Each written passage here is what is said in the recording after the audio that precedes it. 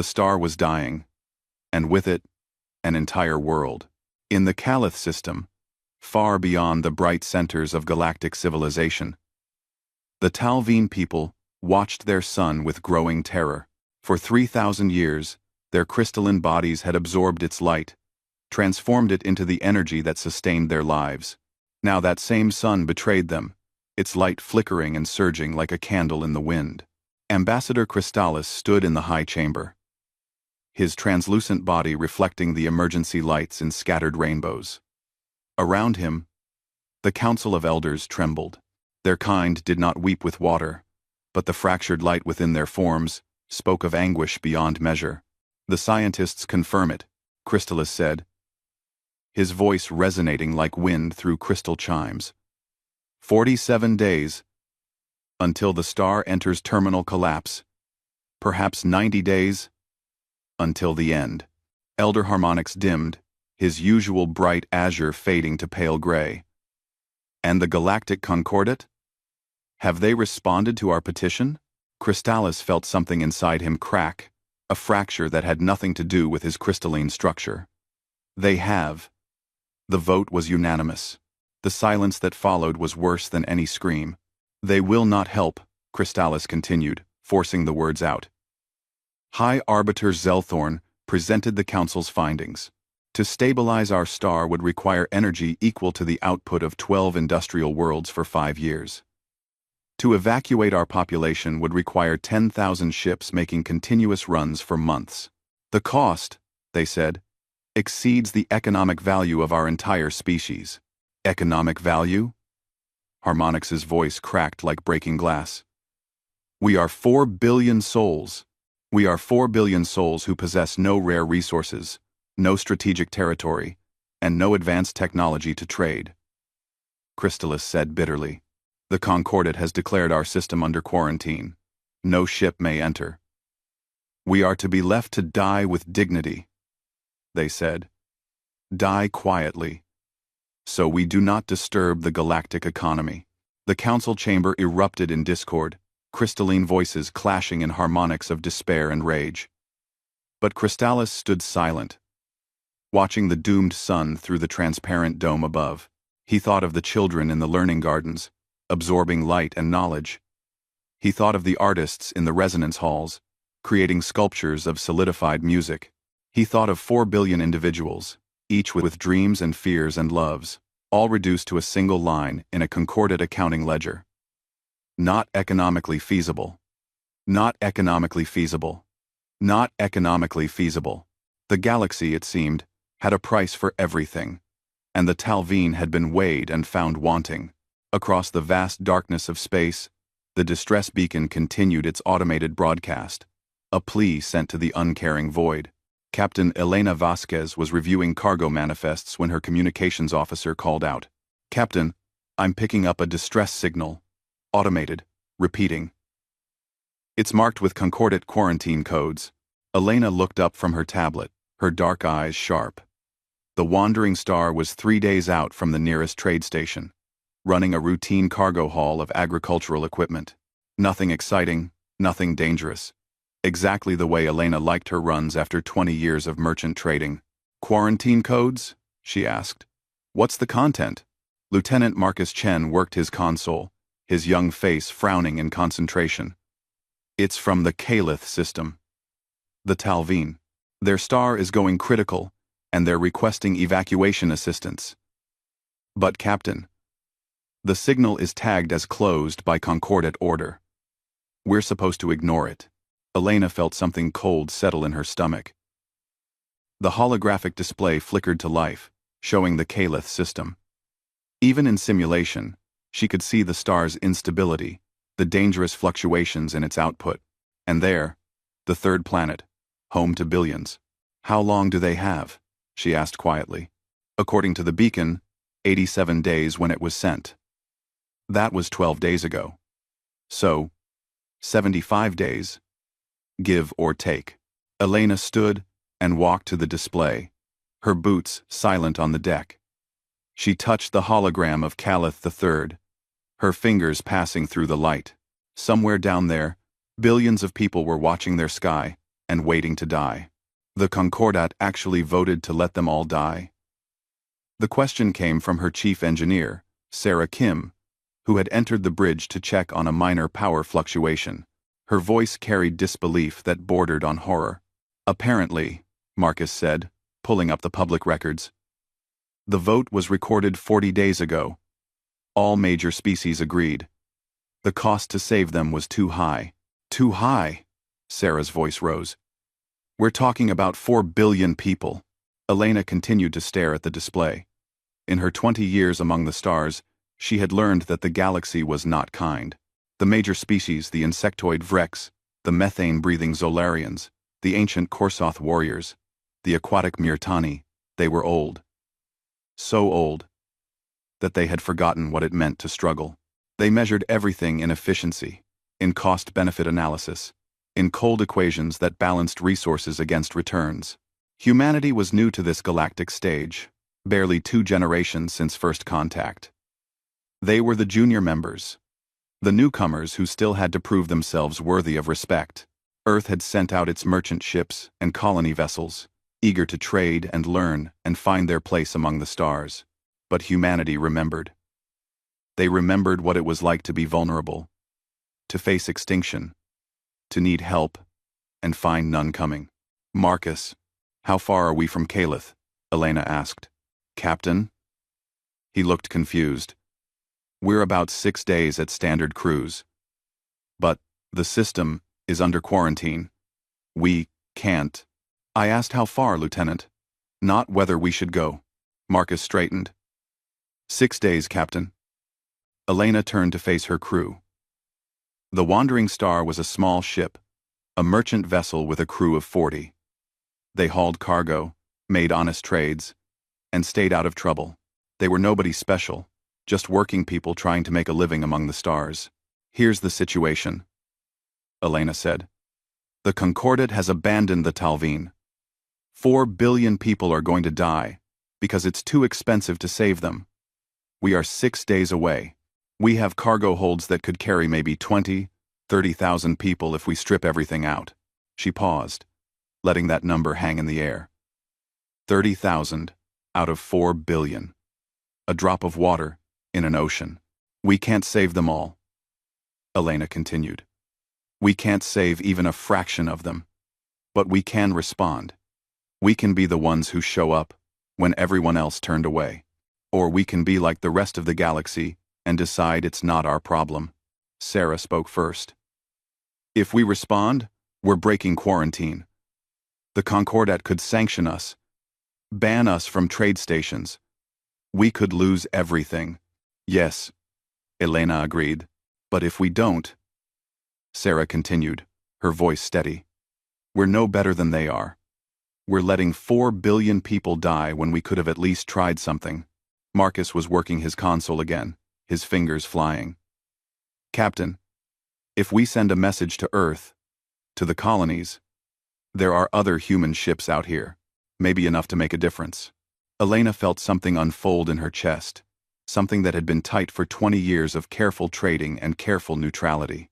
She thought of Earth, where nations that had fought each other for millennia had finally united when faced with the infinite dark. She thought of the colony worlds, where humans from every culture worked side by side to build new homes. She thought of humanity's stubbornness, that peculiar refusal to accept that some things were impossible. Set course for Calith, Elena ordered. Maximum speed. And Marcus, send that message. Send it to every human ship, station, and colony within range. Tell them the Talveen need help. Tell them we're going. Yes, Captain. Marcus's grin was fierce. As the Wandering Star changed course, Elena returned to the holographic display. 75 days. It wasn't much time. But maybe, just maybe, it would be enough. The message went out across the human networks, spreading from ship to ship, station to station, world to world. It was simple and direct. This is Captain Elena Vasquez of the merchant ship Wandering Star. The Talveen people of the Calith system are facing extinction. Their star is dying. The Galactic Concordat has voted to let them perish. I am heading to Calith to render what aid I can. Any human ship that can help. Any ship willing to stand up when the galaxy sits down. I ask you to join me. We can't save them all, but we can damn well try. On Earth, the message reached the United Nations Space Council in the middle of a budget meeting. Admiral James Chen, commander of the Human Defense Fleet, listened to it 3 times before standing and walking out of the conference room. He had work to do. On Mars Colony, dock workers heard it over their lunch break. By dinner, they were volunteering to retrofit cargo ships for passenger transport. On Europa Station, a retired colony ship was being stripped for parts. Within an hour of receiving the message, the decision was made to reactivate it instead. The message spread to Titan, to the Proxima colonies, to the mining stations in the asteroid belts. Everywhere it went, humans stopped and listened. And then, they began to move. In the Calith system, Ambassador Crystallis stood in the communications center, watching the sun sink toward the horizon. Each sunset now felt like a countdown. Behind him, a technician monitored the distress beacon, more out of habit than hope. Ambassador, the technician said suddenly. I'm receiving a response to the beacon. Crystallis turned, his body brightening with desperate hope. No, sir. It's a human ship. A merchant vessel. They say they're 6 days out and coming to help. One ship. One small merchant ship coming to help 4 billion people. It should have been laughable. It should have been insulting. Instead, Crystallis felt that crack inside him begin to heal, just a little. Respond, he said, his voice resonating with new harmonics. Tell them we are here. Tell them we see them coming. For the first time in weeks, Ambassador Crystallis allowed himself to hope. Not because one ship could save his people, but because somewhere in the vast, uncaring galaxy, someone had heard their cry and answered, I'm coming. And in that moment, that simple act of responding when everyone else had turned away, the seeds of something extraordinary were planted. Neither Crystallis nor Elena could know it yet, but the galaxy was about to learn a lesson it had forgotten over millennia of cold calculation and efficient indifference. It was about to remember what it meant to care. Captain Vasquez's message reached Earth 3 days after the wandering star entered the Calith system. It arrived in the middle of the night in New York, dawn in Beijing, afternoon in Sao Paulo. But time zones meant nothing when the message began to spread. Admiral James Chen was in his office at Luna Command when his aide burst through the door without knocking. The young woman's face was flushed, her tablet shaking in her hands. Sir, you need to see this. It's from Captain Vasquez. She's in the Calith system. James took the tablet and watched the video. Elena stood on her bridge, her face tired but determined. Behind her, he could see Talveen people moving through the corridors of her ship, their crystalline bodies catching the light. She spoke directly to the camera.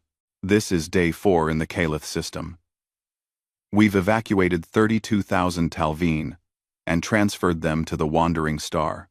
We're at maximum capacity and starting our journey to the nearest safe world. It will take us 16 days round trip. That's 1 run. We need to make over 100 more. 2. Elena paused. And James saw something in her eyes that he recognized. He had seen it in mirrors, after particularly hard decisions. There are 4 billion people here. We can't save them all. We don't have enough ships, enough time, enough anything. But I'm asking Earth. I'm asking humanity. Is this who we are? Are we the species that does the math and walks away? Or are we the ones who show up anyway? The video ended. James stood silent for a long moment, then handed the tablet back to his aide. Get me the Security Council. Get me every ship captain in the fleet. Get me the colonial governors. He moved to his window, looking down at Earth below, that blue marble that had birthed humanity's stubbornness. And get me a logistics team. We're about to do something impossible. The United Nations convened an emergency session. The debate lasted 4 hours, voices raised in 17 languages. But the outcome was never really in doubt.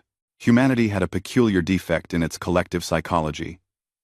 When told something was impossible, when shown the math that proved failure, humans tended to say, "Watch this," and try anyway. The resolution passed with only 3 abstentions. Earth would answer Elena's call. The math was brutal and beautiful in its clarity. Dr. Sarah Okonkwo, the leading physicist on slipstream travel, stood before a room full of military officers, civilian volunteers, and logistics coordinators. Behind her, numbers glowed on a massive display. 4 billion people, she said, her Nigerian accent crisp. 71 days remaining. We have approximately 200 ships that can be retrofitted for mass passenger transport. Each ship can carry between 30,000 and 200,000 people, depending on size. Each round trip takes 16 days at maximum safe speed. She let them absorb the numbers. They didn't add up. They didn't even come close. At current capabilities, we can evacuate approximately 1.2 billion people. That leaves 2.8 billion who will die when that star goes critical. The silence in the room was absolute. However, Dr. Okonkwo continued, and James saw her eyes light up with the particular madness of scientists who saw a challenge instead of a wall. I've been working on experimental slipstream corridor technology. It creates a stable tunnel through subspace between 2 fixed points. If we can establish corridors between Calith and safe harbor worlds, we can cut transit time from 16 days to 4 days. If, someone called out, what's the success rate? In simulations? 60%. In practical application? Unknown. We've never tried it. Dr. Okonkwo's smile was fierce. But if it works, and if we can get enough ships, we might, possibly, perhaps, save them all. The room erupted in questions, but James was already moving. 4 days instead of 16. That changed everything. It gave them a chance. A small one, wrapped in uncertainty and held together by hope, but a chance nonetheless. The mobilization began immediately. Every shipyard from Earth to the outer colonies received the same order. Retrofit everything that can fly. Luxury cruise ships designed for wealthy tourists had their entertainment systems ripped out and replaced with life support. Military vessels designed for war became transports. Cargo haulers that had never carried anything more precious than grain prepared to carry children. On Mars, dock worker Miguel Rodriguez stood in Bay 17, looking at the colony ship Endeavour. She was 80 years old, a relic from the first wave of colonization. She had carried 50,000 people to Mars in 2143 and had been sitting in mothballs ever since. "You sure she'll fly?" Miguel asked the chief engineer. "She'll fly. Whether she'll hold together for multiple slipstream transits is another question." The engineer patted the hull affectionately. "But she's tough. She'll do her part." Miguel thought about his grandmother, who had made the journey on this very ship. She had told him stories of those early days, when humanity looked up at the stars and decided to reach for them despite every reason to stay home. Despite the danger, despite the uncertainty, despite the math that said it was too hard. "Then let's get her ready," Miguel said. "We've got people to save." The message spread beyond Earth, beyond the colonies, out to every human ship scattered across the trading lanes. The SS Mariner was hauling fertilizer to agricultural world Kepler 442b when they received the call. Captain Tom Booth was 63, 3 months from retirement, dreaming of a small house by a lake. He read the message twice, then called his crew together. 23 people. Most of them young, all of them looking at him with expectation. "We've been asked to volunteer for an evacuation mission," Tom said. "The Talveen in Calith. You've probably heard about it. They're offering to compensate us for lost cargo and time, but I'll be straight with you. This is dangerous. Unstable star, experimental technology, and we're breaking a Concordat quarantine. We could lose our licenses. We could lose the ship. We could lose our lives." He paused, looking at each face. I'm going. The company owns the ship, but they've given me authority to decide. Anyone who wants off, no judgment. We can drop you at the next station. Nobody moved. His first mate, a young woman named Jennifer, spoke up. Captain, my grandparents were refugees. The Syrian crisis, way back. They told me stories about the boats that came. The people who risked everything to pull drowning children from the water. They said those strangers saved their lives, expecting nothing in return. She straightened. I think it's our turn to be the boat that comes. Tom felt his eyes sting. He nodded. Then let's go be the boat. The Wandering Star completed its first run, arriving at Proxima Station with 32,000 exhausted but alive Talveen. Ambassador Crystallis emerged from the ship, his crystalline form dimmer than normal from the stress but intact. He looked around at the station, at the humans rushing to help his people disembark, at the medical teams ready to assist, at the housing facilities being prepared. Elena stood beside him, running on stimulants and sheer willpower. I need to refuel and head back. Every hour counts. Captain, Crystallis said, his voice resonating with harmonics of gratitude that human ears couldn't fully capture but could somehow feel. Why? Your species barely knows us. The Concordat will punish you for this. Why would humans risk so much for strangers? Elena was quiet for a moment, watching a human volunteer kneel down to help a small Talveen child, no higher than his knee, the little one's body flickering with fear. The volunteer spoke softly, gently, until the child's light steadied. Because someone has to, Elena finally said. Because if we wait for it to make sense, if we wait until the cost is acceptable, if we wait for someone else to go first, then nobody ever does anything. And then, what kind of galaxy are we living in? She turned to face him. My grandfather fought in the Third World War. He saw humanity at its worst. But he also saw humans throw themselves on grenades to save their friends. Saw medics run into fire to pull out the wounded. Saw enemies become brothers when faced with something bigger than their differences. Elena's voice was soft but steady. He told me that humanity's greatest strength wasn't our technology or our weapons. It was our stubborn, stupid, wonderful refusal to leave anyone behind, even when it's hard. Especially when it's hard. She smiled tiredly. So here we are, being stubborn and stupid and wonderful. Crystallis felt light pulse through him, emotions that his kind had no words for but that needed no translation. Then, we are blessed to have met you, Captain. The galaxy may be old and wise and efficient, but it has forgotten something that you humans remember. What's that? That some things are worth more than they cost. Back in the Calith system, the sky was filling with ships. The Endeavour arrived first among the Earth fleet, her old hull groaning but holding. Behind her came military transports, merchant vessels, even a luxury liner called the Celestial Dream that had been carrying rich tourists just a week ago. Within 10 days of Elena's message, 70 human ships had arrived. The Talveen watched from their world as the sky filled with metal and hope. Dr. Okonkwo arrived aboard a military research vessel, her team immediately beginning to set up the slipstream corridors. The technology was untested, dangerous, and possibly impossible. She worked 18-hour days, running calculations, adjusting parameters, testing and retesting. On day 12, they were ready to try. The Endeavour would be the first ship through the experimental corridor. Miguel Rodriguez stood on the bridge as Captain Sarah Washington prepared for the jump. Behind them, 150,000 Talveen crowded into every available space. Slipstream corridor established. Dr. Okonkwo's voice came over the comms from the research vessel. Endeavour, you are clear for transit. May God and physics be with you. Here goes everything, Sarah said, and engaged the drives. Space folded. The Endeavour disappeared from the Calith system, and 4 days later, instead of 16, emerged at Proxima Station intact. The experimental corridor worked. The logistics transformed overnight. 4 days meant more runs. More runs meant more people saved.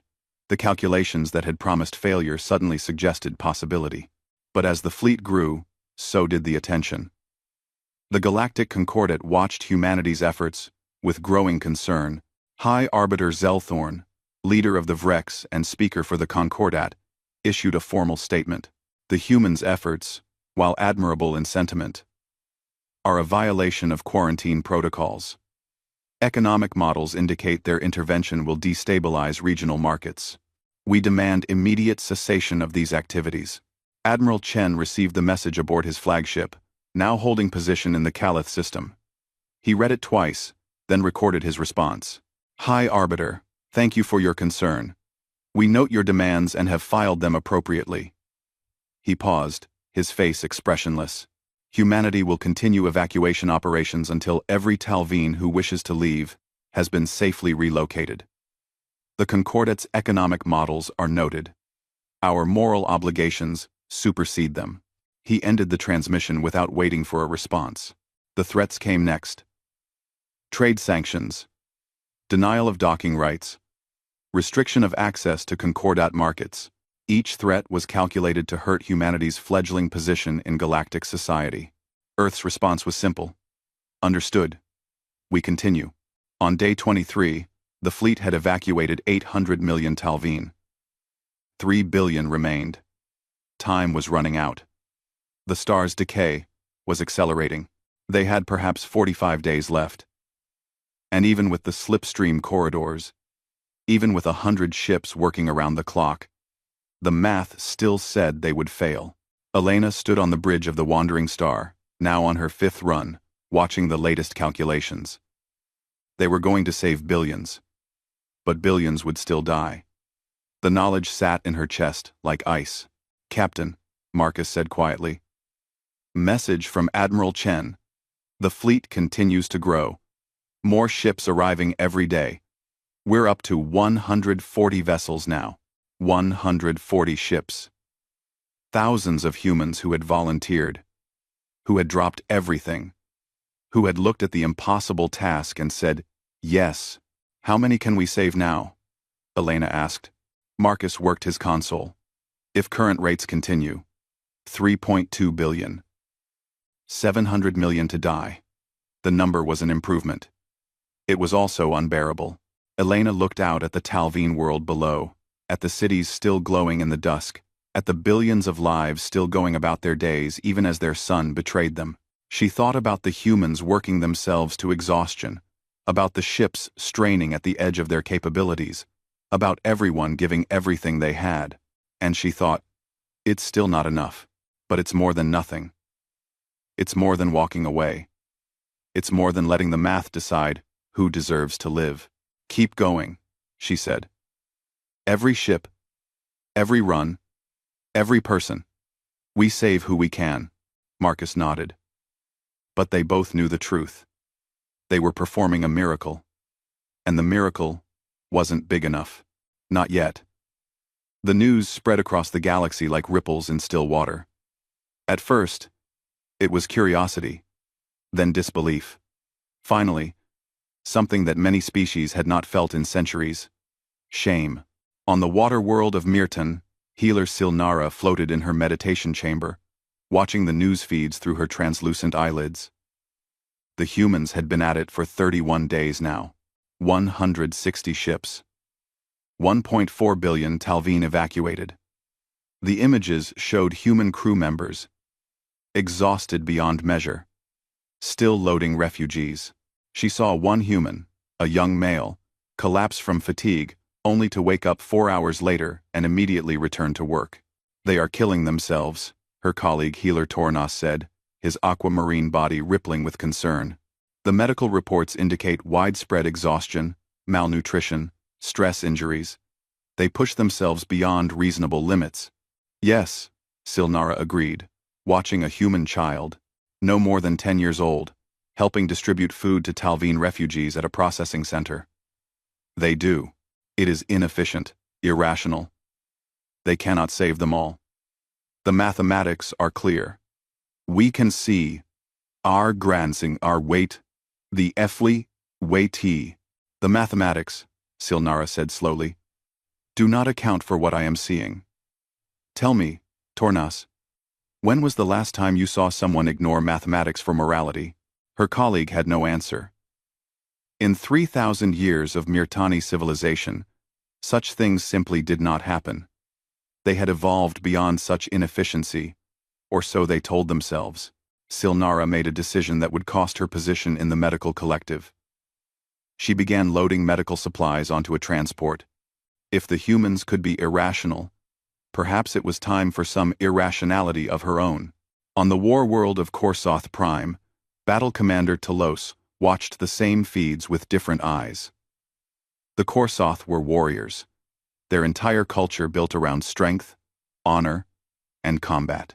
They respected power. They respected force. They did not respect weakness. Yet here were the humans, the newest and weakest members of galactic society, doing something the Korsoth had deemed impossible, not through superior weapons or mighty fleets, but through sheer, bloody-minded stubbornness. Telos watched a video of the human ship Endeavor, her hull scarred from multiple slipstream transits, limping back to Calith for another run despite her damage. The human captain refused to stand down, refused to rest, refused to quit. That is a warrior, Telos said aloud to his empty chamber. That is honor. He thought of the Concordate's response. Threats, sanctions, economic pressure, the tools of merchants and politicians. The Korsoth had gone along with the Concordate decision, because the Talveen had no strategic value, no military worth. It was practical. It was sensible. It was, Telos realized with growing discomfort, cowardice dressed in reasonable clothing. He stood, his massive form moving with predatory grace despite his advanced age. He had commanded battle groups through 3 wars. He had faced death more times than he could count, but he had never felt shame quite like this. Prepare my ship, he ordered, and a full battle group. We are going to Calith.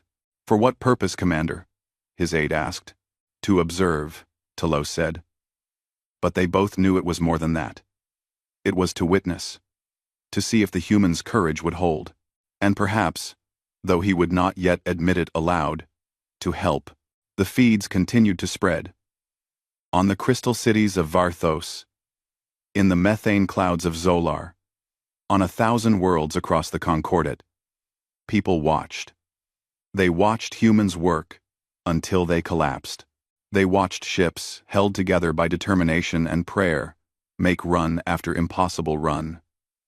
They watched a species risk everything for strangers, and slowly, quietly, like ice beginning to crack, something shifted in the galactic consciousness. On day 34, disaster struck. The human transport ship, Liberty, carrying 120,000 Talveen, suffered a catastrophic drive failure midway through a slipstream corridor. The ship emerged in normal space, stranded, its engines dead, its crew fighting to maintain life support. The message reached Admiral Chen within minutes.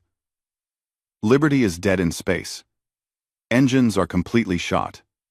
Engineering says it would take 2 weeks to repair, and we don't have the parts. Position? Chen asked, his face grim. They're in the Theta sector.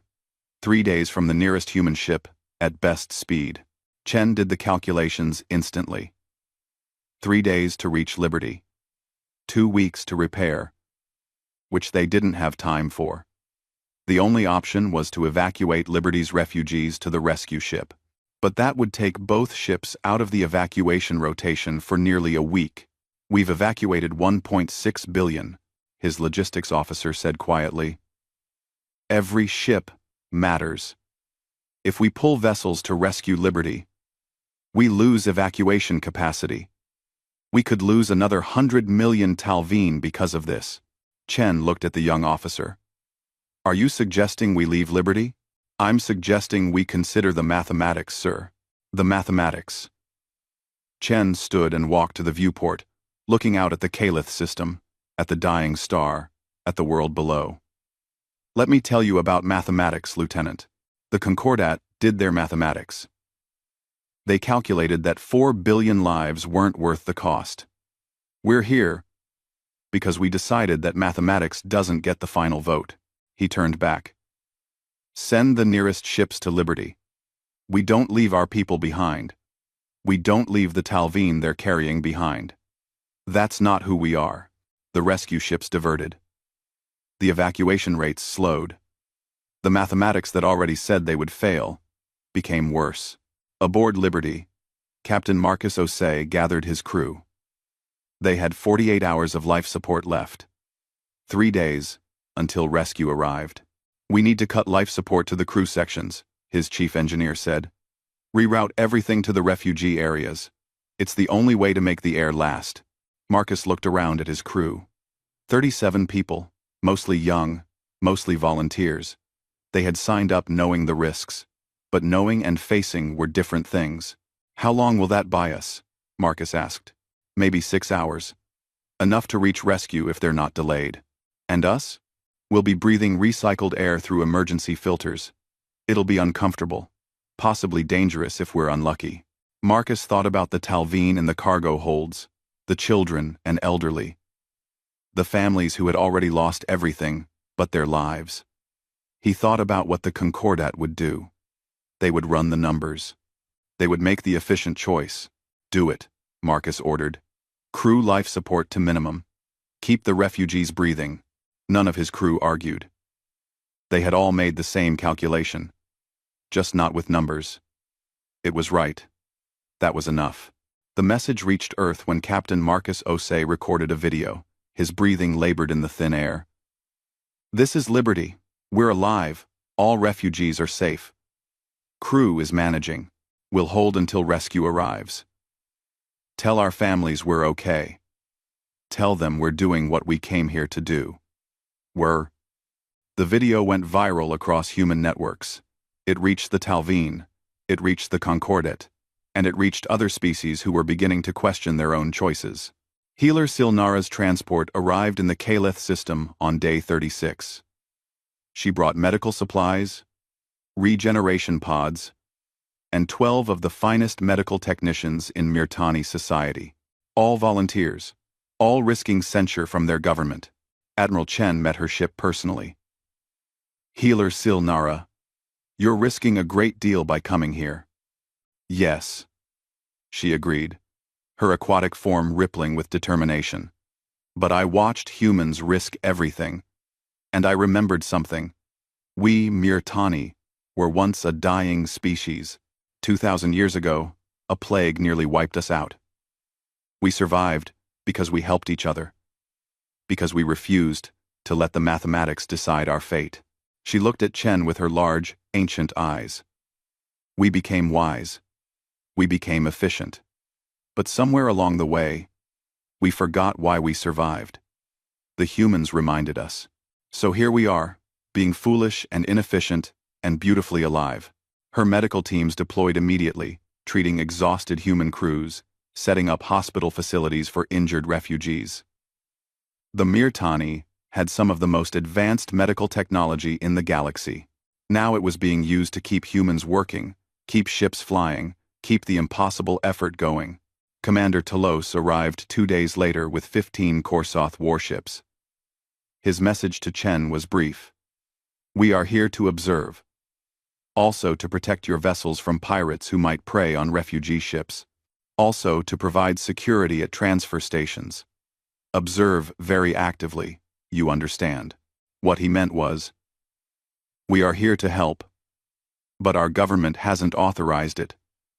So we will call it observation. Chen understood perfectly. Your observation is most appreciated, Commander. The Korsoth battle group established patrol routes. No pirate would dare approach a Korsoth warship. But more than that, the warriors began helping load refugees, their massive strength moving supplies that would take humans hours in mere minutes. Talos himself worked alongside human volunteers, saying nothing but showing everything through action. More came. A group of Varthos engineers, experts in energy systems, arrived with equipment to help stabilize ships pushed beyond their design limits. We are conducting a research study on drive efficiency under extreme conditions, their leader claimed. It requires us to repair and optimize every ship here. For science, you understand.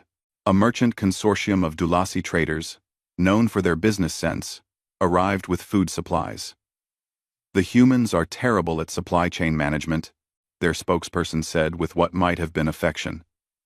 "Someone must help them, or they will forget to eat while saving the galaxy."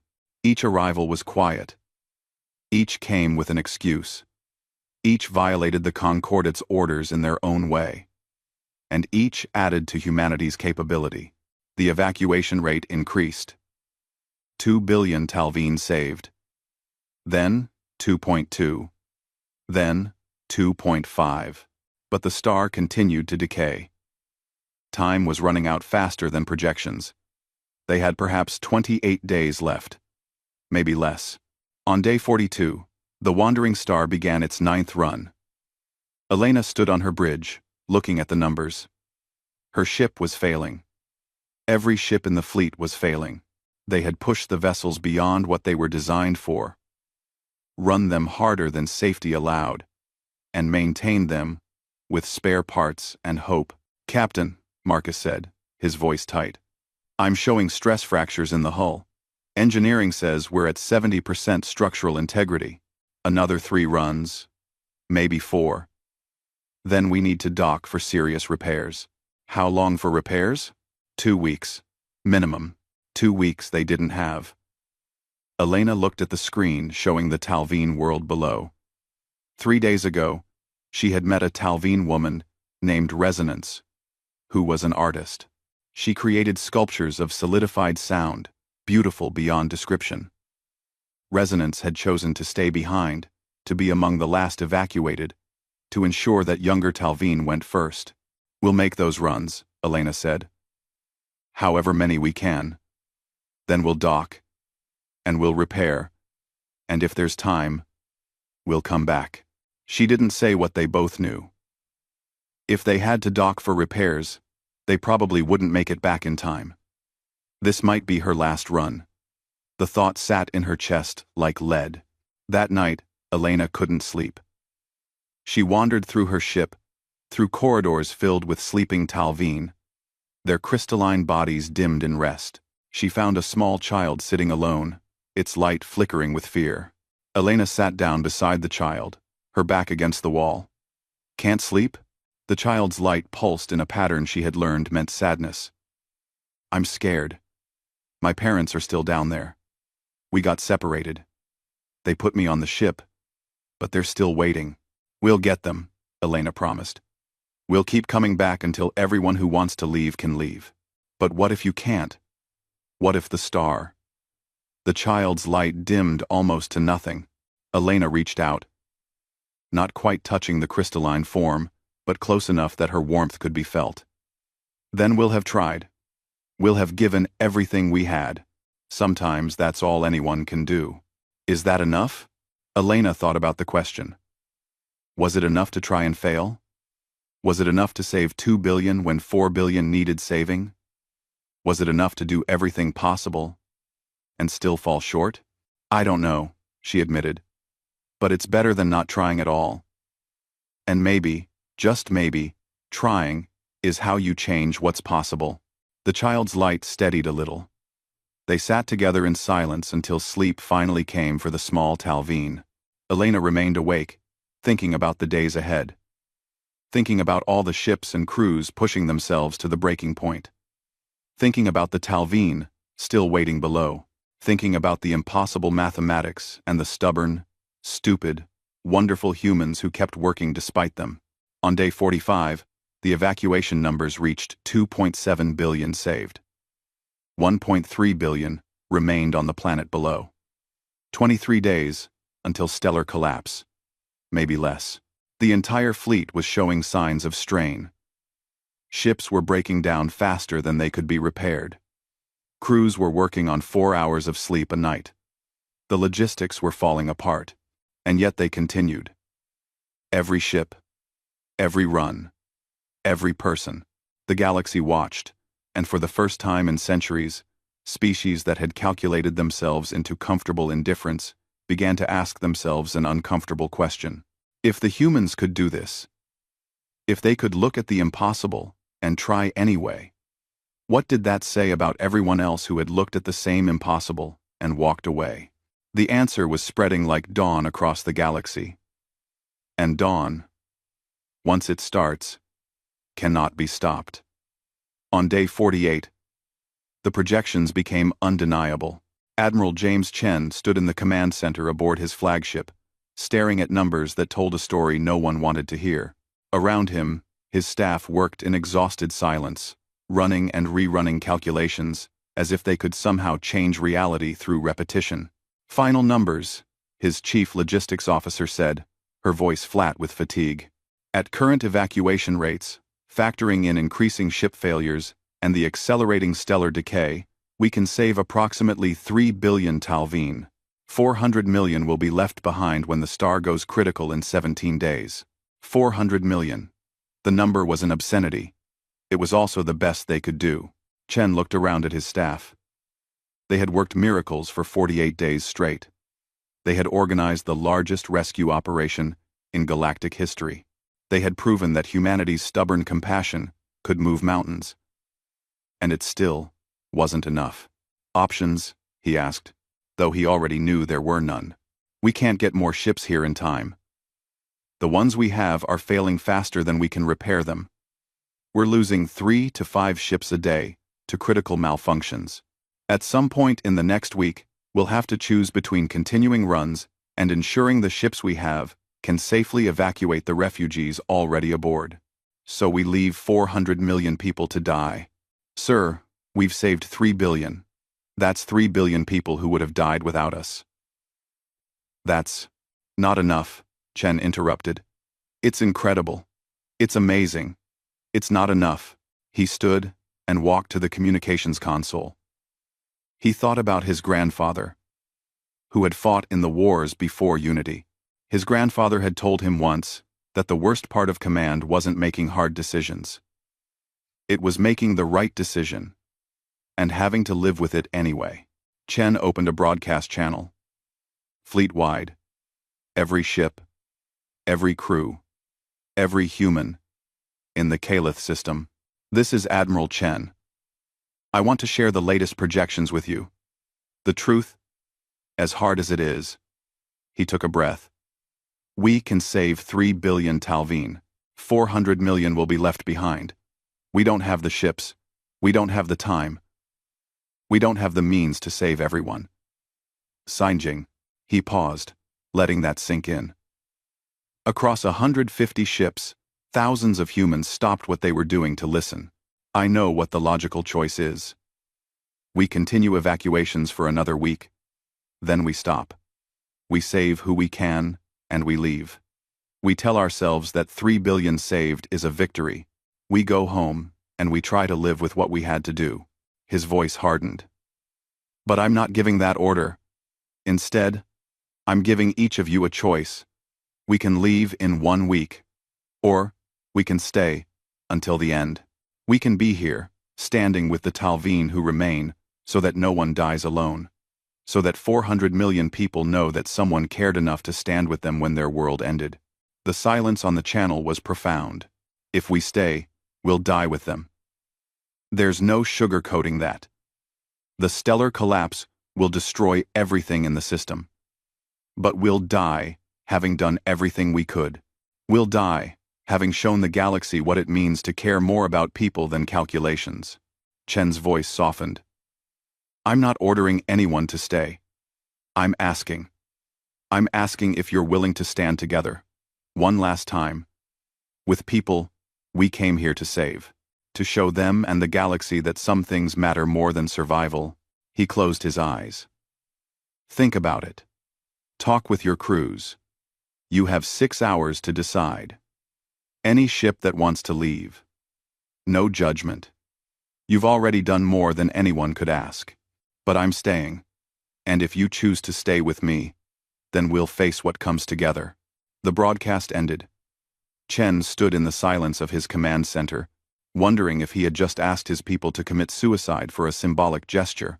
His communications officer spoke first, her voice steady. Sir, the ship votes are coming in. Already? Yes, sir. Wandering Star reports entire crew votes to stay. Endeavor votes to stay. Liberty votes to stay. Her voice began to shake. Sir, they're all voting to stay. Every ship, every crew. Chen felt something crack inside his chest. All of them? Yes, sir. All of them. She was crying now, tears streaming down her face. 147 ships. Not a single one is leaving. The command center erupted. Officers who had maintained professional composure for 48 days of hell broke down. Some wept. Some cheered. Some simply stared in disbelief at what humanity had just chosen to do. Chen sat down hard in his chair. Thousands of humans. All voting to stay. All choosing death over abandonment. Get me a channel to the Talveen, he said quietly. Ambassador Crystallis needs to know. The message reached the planet within minutes. Ambassador Crystallis stood in the high chamber, surrounded by the remaining Talveen elders. They had been coordinating the final evacuations, prioritizing children and the young, preparing for the reality that many of them would be among the 400 million left behind. Ambassador, his communications aide said, we're receiving a message from Admiral Chen. It's being broadcast to the entire planet. Chen's face appeared on every screen, every display, every personal device across the Talveen world. His expression was calm, but Crystallis could see the weight in his eyes. People of Talveen, this is Admiral James Chen of the Human Defense Fleet. I have news. We cannot save everyone. Our projections show that 400 million of your people will remain when the star collapses in 17 days. Across the planet, Talveen dimmed with despair. But Chen wasn't finished. However, we will not leave you to face this alone. The entire human fleet has voted unanimously to remain in the Calith system until the end. We will continue evacuations until the last possible moment. And for those who remain when time runs out, we will stand with you. No one will die alone. No one will be abandoned.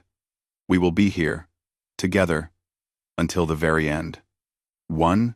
Crystallis felt his crystalline form resonate with an emotion so powerful it nearly shattered him. Around the planet, 4 billion Talveen responded, their collective light creating a pulse, visible from space. It was grief and gratitude and disbelief, all at once. Why? Crystallis whispered to the screen, even though Chen couldn't hear him. Why would you do this? But he already knew the answer. Because humans were strange and stubborn, and somehow thought that standing together mattered more than standing safe. Because they had looked at the galaxy's cold equations and said, no, people matter more than that. The broadcast reached beyond Calith. It spread through human networks first, then leaked to other species. Within hours, the entire galaxy knew. Humanity was choosing to die with the Talveen they couldn't save. The reaction was immediate and unprecedented. On the water world of Merton, Healer Silnara watched the broadcast and made a decision. She opened an emergency channel to the Mertani Council. This is Healer Silnara, currently in the Calith system. I am formally requesting the Council dispatch our deep space medical vessels to Calith immediately. The humans are staying to the end. We cannot let them die alone. I am invoking the Oath of Preservation, which supersedes Council authority. The Oath of Preservation was ancient, rarely used, but absolute. Any Mirtani could invoke it to save lives, and no authority could countermand it. Within the hour, 12 Mirtani hospital ships were en route to Calith. On the Korsoth Prime, Commander Telos stood before the War Council. The humans have declared their intention to stand with the Talveen until death. The Korsoth respect honor above all else. If we do not stand with them, we declare ourselves without honor. The War Council erupted in argument, but Telos spoke over them. I am invoking the right of personal honor.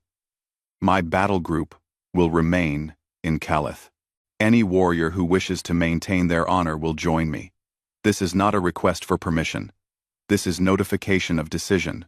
The right of personal honor was sacred to the Korsoth.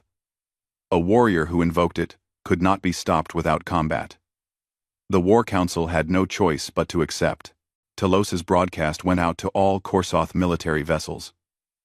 Within hours, 73 ships had declared their intention to join him in Calith.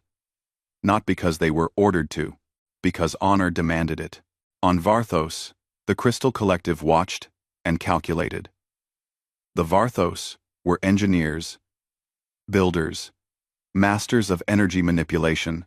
They looked at the dying star and saw not an impossibility, but an engineering challenge that no one had been willing to pay for.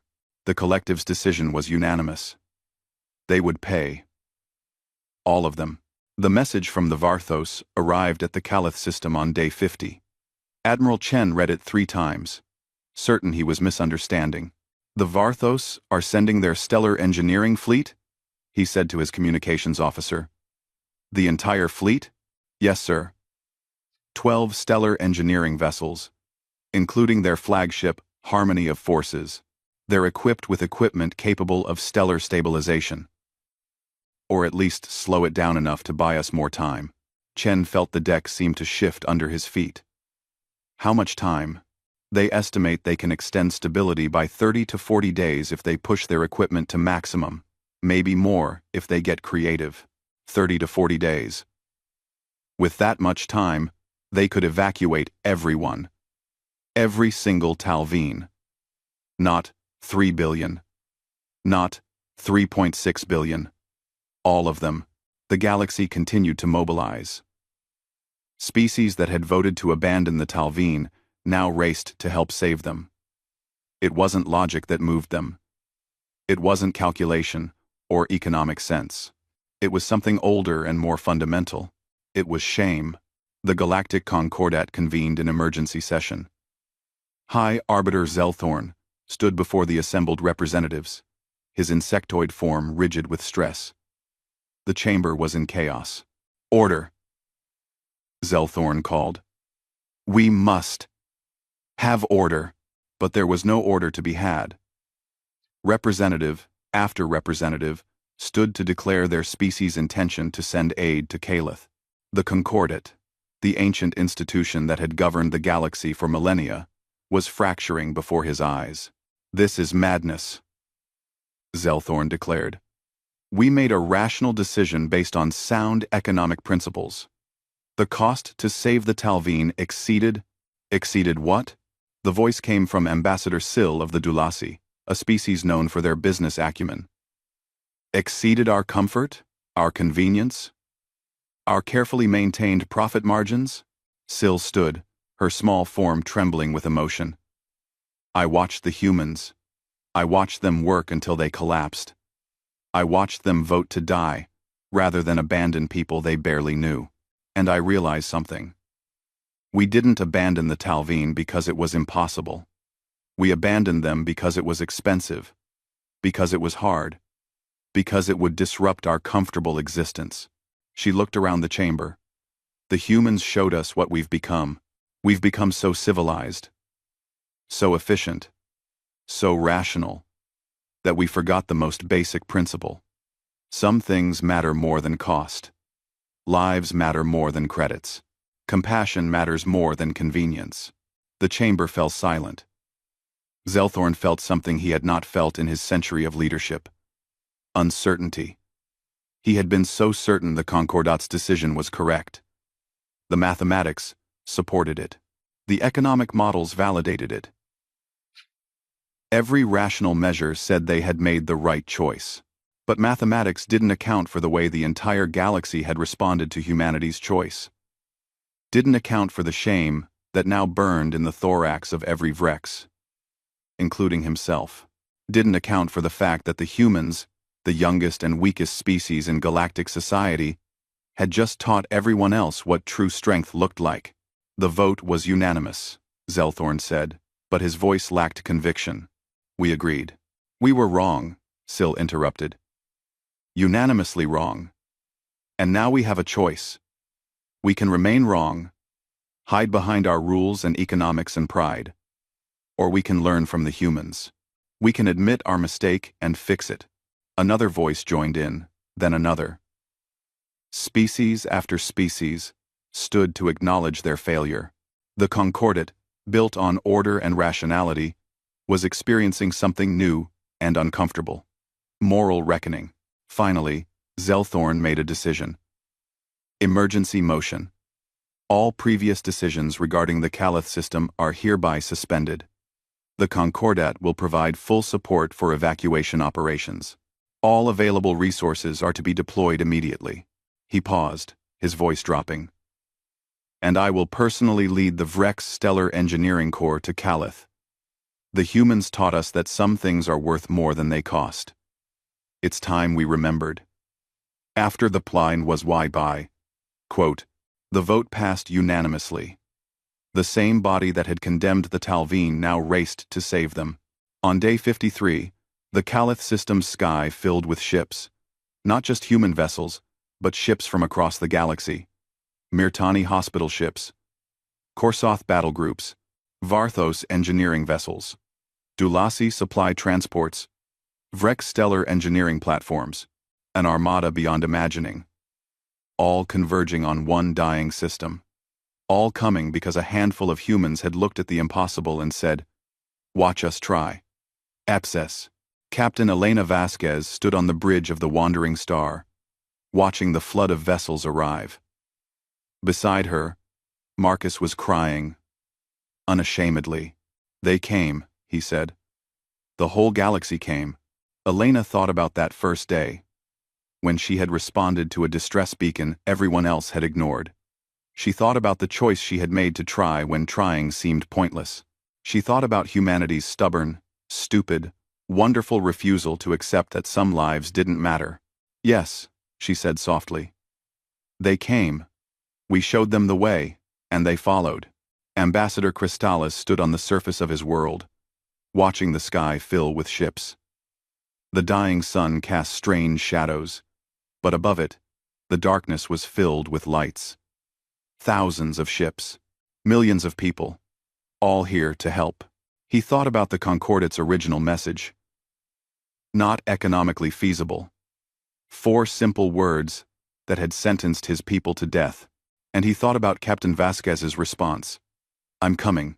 2 words that had saved his entire species. The stellar engineering teams went to work immediately. Varthos and Vrex engineers, working together for the first time in centuries, deployed massive energy collectors around the dying star. They began the delicate, dangerous process of stabilizing the stellar core, extracting excess energy, cooling the fusion reactions. It was brutal work. It was dangerous. It was exactly the kind of thing the Concordat had deemed too expensive.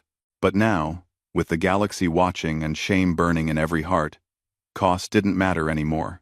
The evacuation continued, now reinforced by hundreds of additional ships. The rate increased. 4 billion saved.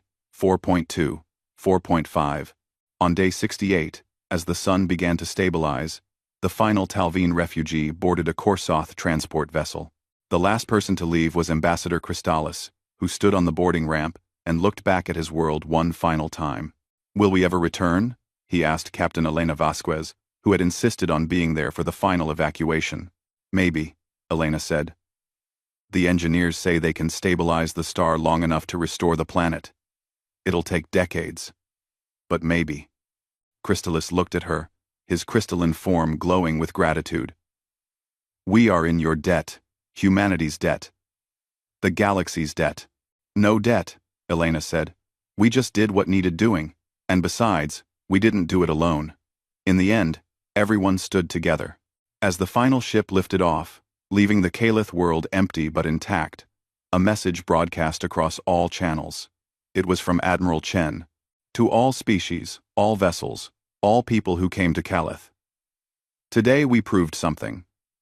We proved that compassion is not inefficient. That caring is not weakness. That standing together is the strongest thing any of us can do. We came here ready to die.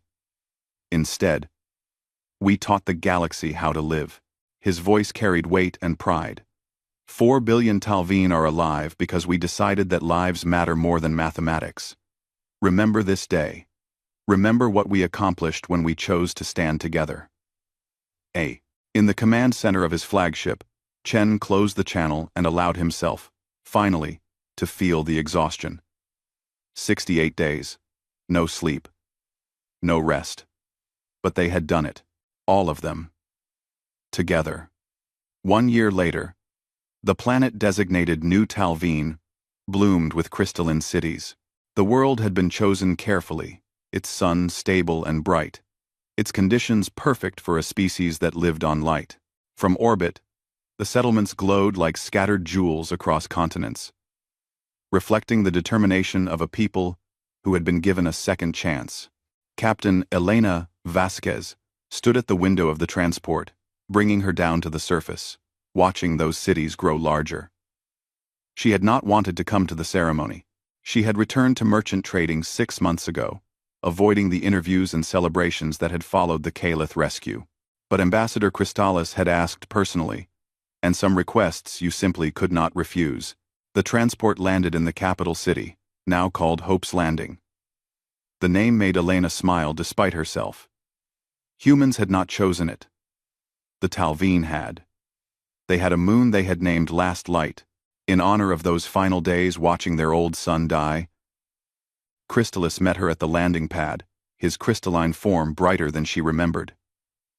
Captain Vasquez, thank you for coming. I almost didn't, Elena admitted. I'm not good at ceremonies.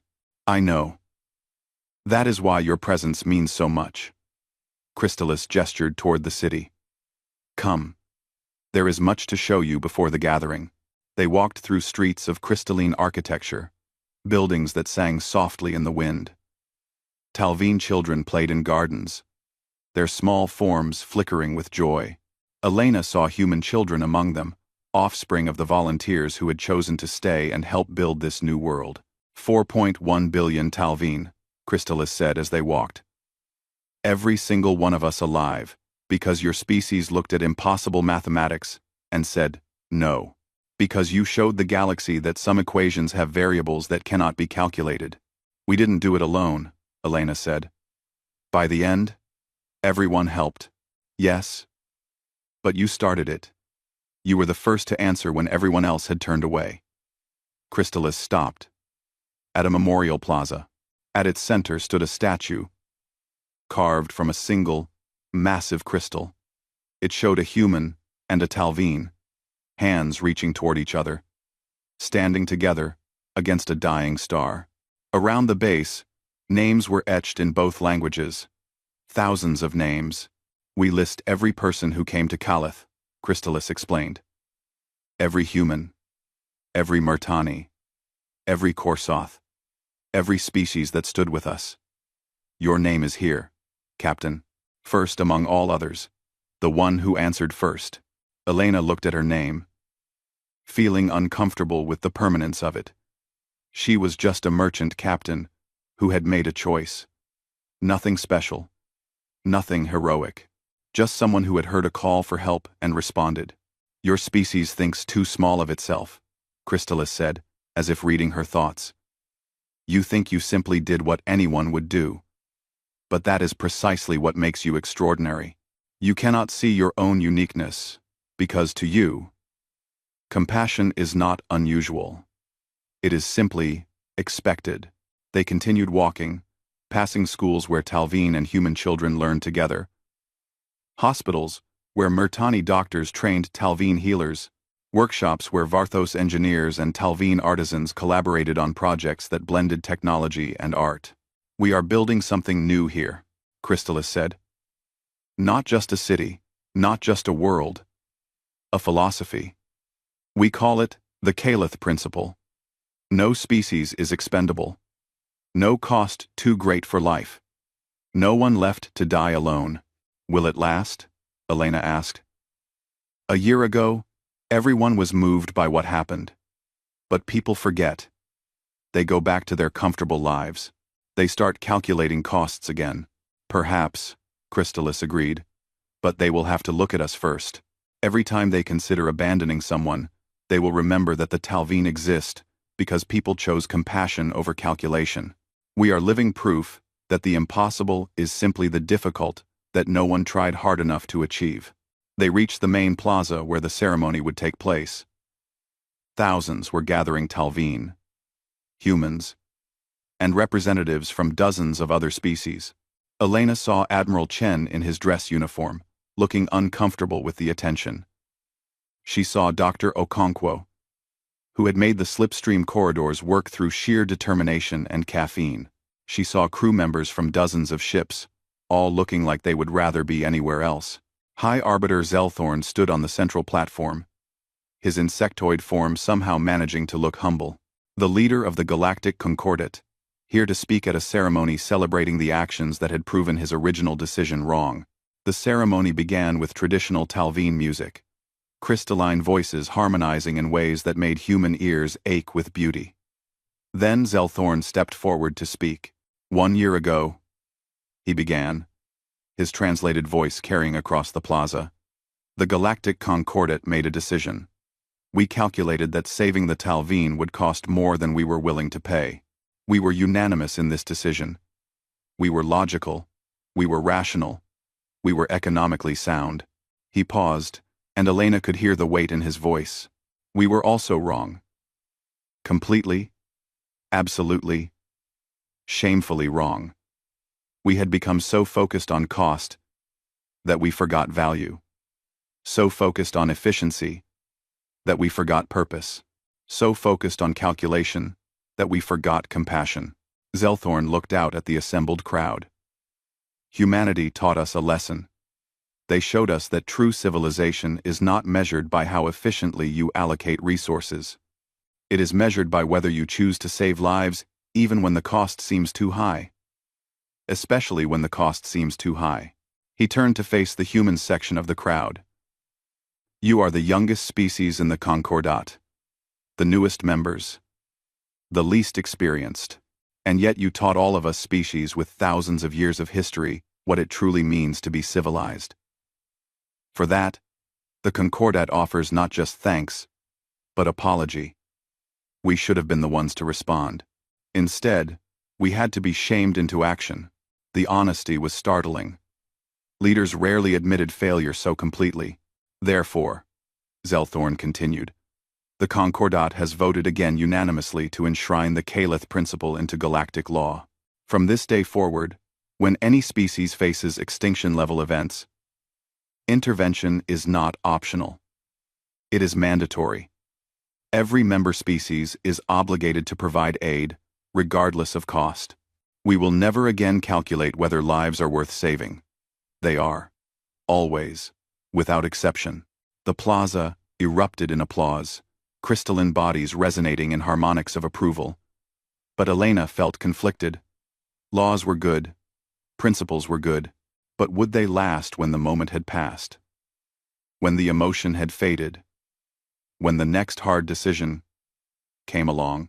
As if summoning her thoughts, Crystallis stepped forward to speak. The Galactic Concordat has offered us a seat on the council, he announced. A permanent position with full voting rights. The Talveen are honored by this offer. He paused, his form glowing brightly. We decline. The plaza fell silent in shock. We decline, Crystallis repeated. Because we believe this seat should go to humanity. They were the ones who saved us. They were the ones who changed the galaxy. They have earned this position through action, not through survival. Elena felt her heart sink. She knew what was coming. Admiral Chen stepped forward, his face carefully neutral.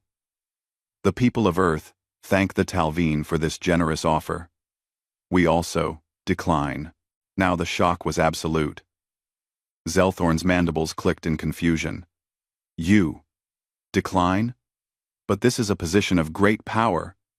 Great influence. Yes, Chen agreed. Which is exactly why we shouldn't hold it. We didn't come to Calith for power. We didn't save the Talveen to gain influence. We did it because it was right. If we take this seat now, every species will wonder if we helped because we wanted political advantage. That would poison everything we accomplished. He looked at Crystallis. Give the seat to the Talveen. They've earned the right to speak for those who might face what they faced. They can be the voice that ensures the Calith principle isn't just words on paper. They lived it. They can defend it. The plaza remained silent for a long moment. Then, slowly, the Talveen began to glow brighter, their collective light creating pulses visible from orbit. It was their way of showing deep emotion. "Then we accept," Crystallis said, his voice resonating with harmonics. Elena was learning to read as profound gratitude, mixed with determination. "We accept on behalf of every species that might one day need help. And we swear that we will never forget who taught us that help was possible." The ceremony continued with speeches from other species, presentations of awards that Elena immediately planned to put in storage, and celebrations that went on far too long. But finally, as the twin moons rose over New Talveen, Elena found herself alone in a quiet garden with Crystallis. "You could have taken that council seat," Crystallis said.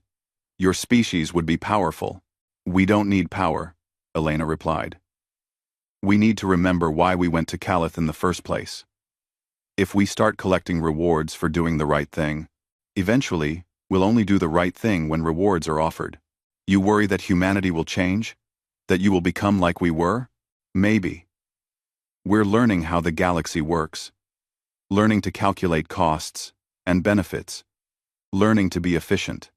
Elena looked up at the stars. "I worry that in 100 years, when humanity is established and comfortable, we'll hear a distress beacon and do the math. And the math will say it's too expensive, and we'll turn away like everyone else did." Crystallis was quiet for a moment.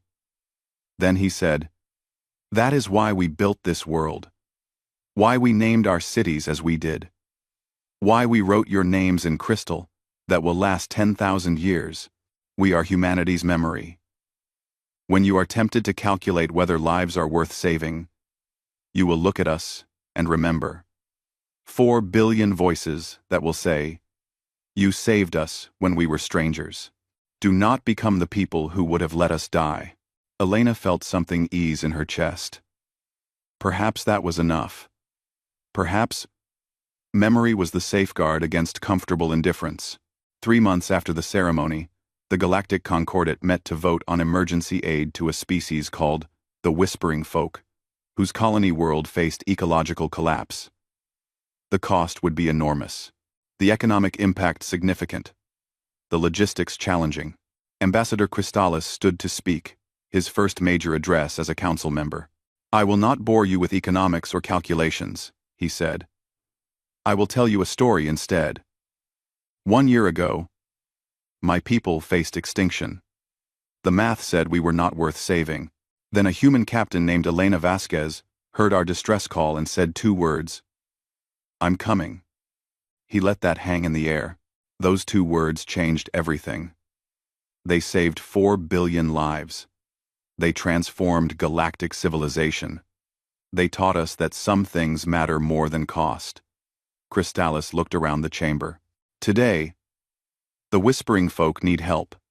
The math may say it's expensive. But I say, we're coming.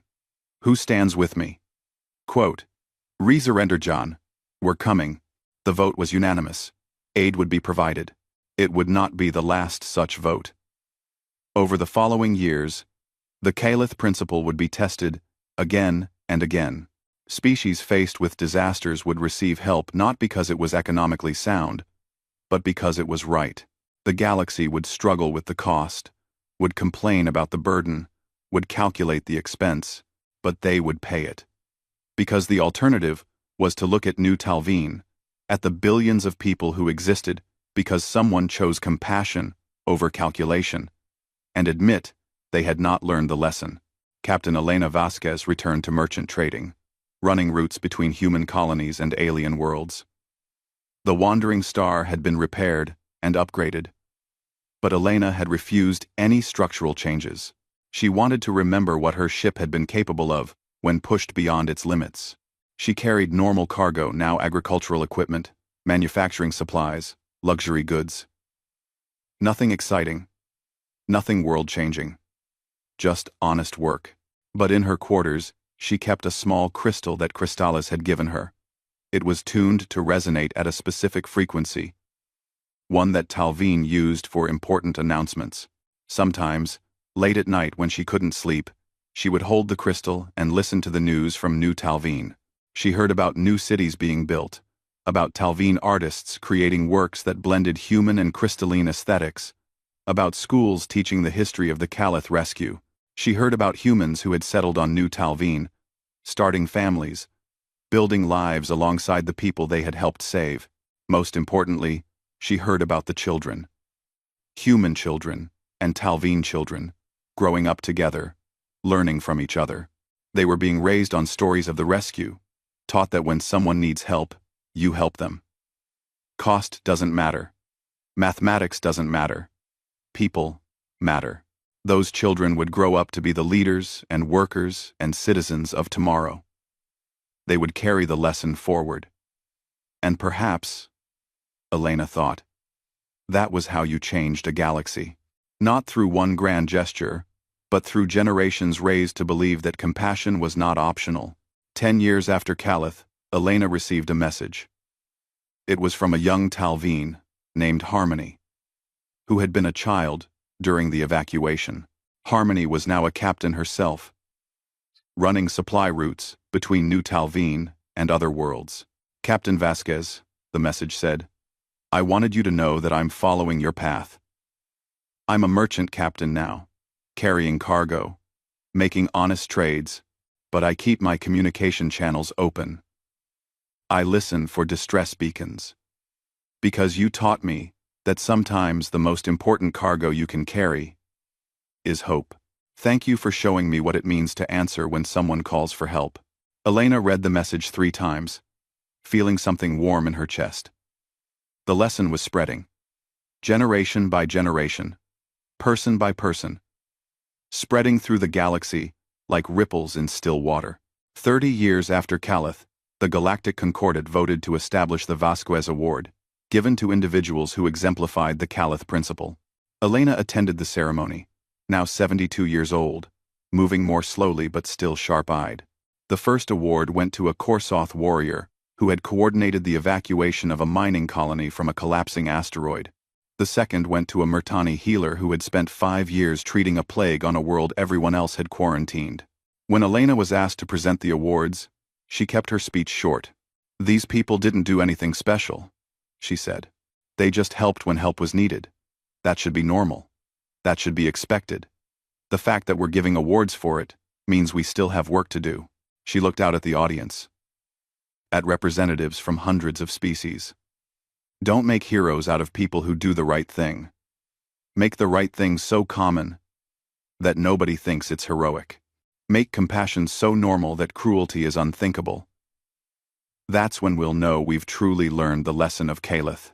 50 years after Calith, Ambassador Crystallis, now ancient even by Talveen standards, stood in the Memorial Plaza on New Talveen. Around him, the city had grown into a true metropolis, home to 5 million Talveen and 1 million humans, and 500,000 members of other species. He looked at the statue of the human and Talveen standing together. Weathering had made the crystal even more beautiful, creating rainbows in the light. We have not forgotten, he said aloud to the empty plaza. We will never forget.